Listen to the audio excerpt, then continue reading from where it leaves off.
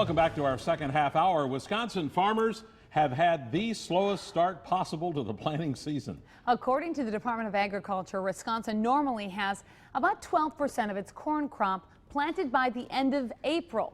Well, so far this year, that number is 0 because of a cold and wet spring.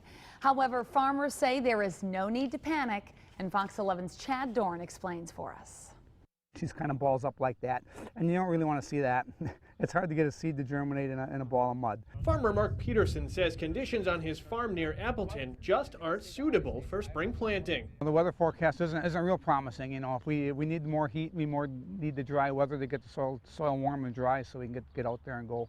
It really is going to be critical here in the next week or so what happens with the weather. UW Extension Agriculture agent Kevin Jarek says crops need to be in the ground by May 15th. Or farmers could see a smaller harvest in the fall. If we can get corn in the ground by that date, we're okay. After that, we're losing about a half bushel a day. If it gets to June 1st, then we're losing about 2 bushel a day. That could mean higher prices for consumers come this fall, but the problem could get worse. Jarek says it's not just the late spring planting here in northeast Wisconsin that could raise prices this fall.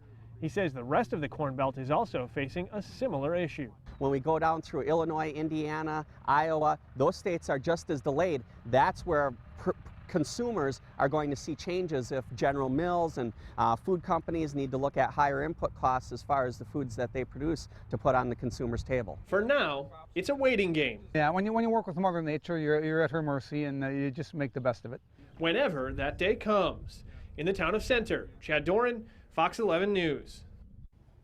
Jarek says if the weather stays warm and dry, farmers should be able to start planting in the next week to 10 days.